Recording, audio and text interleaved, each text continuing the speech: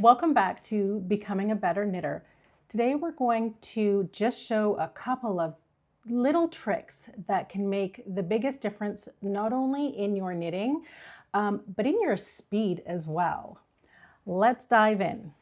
As you're knitting along, do you ever happen to have it where all of a sudden your needles fall out and you're left with some dangling stitches? So before we panic, trick number one is to take a smaller needle. And then all you have to do is very carefully, leaving your work flat, whether it's a sweater or something small or very fine, you can just leave it flat. And you can see that the stitches don't run away, no matter what the fiber content is. And then all we're gonna do is very carefully pick up these stitches on my smaller needle. And there we go. And it's much easier to slip it in on a smaller needle than it is to try to force your bigger needle in, because sometimes you end up losing a stitch. If you do, just leave that. We can pick up the drop stitch later and we'll just continue. Now, sometimes as you're slipping your stitches onto your needle, you're not necessarily going to know if they're going on your needle the correct way.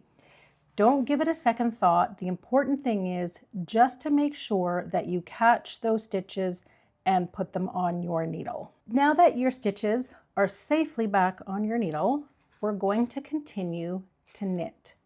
But as I'm knitting, you will recognize on your needle that your stitch is actually going this way instead of this way. So you've actually twisted your stitch.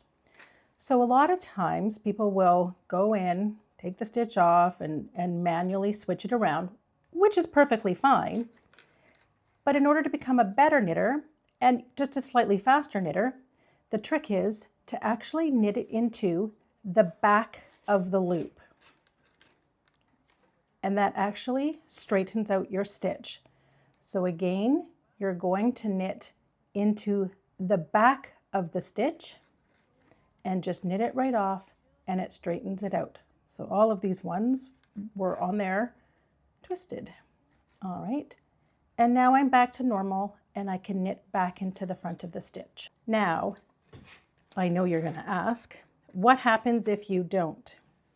So earlier, I've left a few stitches here that I knit. So they ended up being twisted. So normally a typical stitch is a nice perfect V. These stitches here have a longer leg, so they are imbalanced and they will pop out on your knitting. So you do want to be able to keep your stitches in the right direction in your work, or it will be noticeable in your project in the end.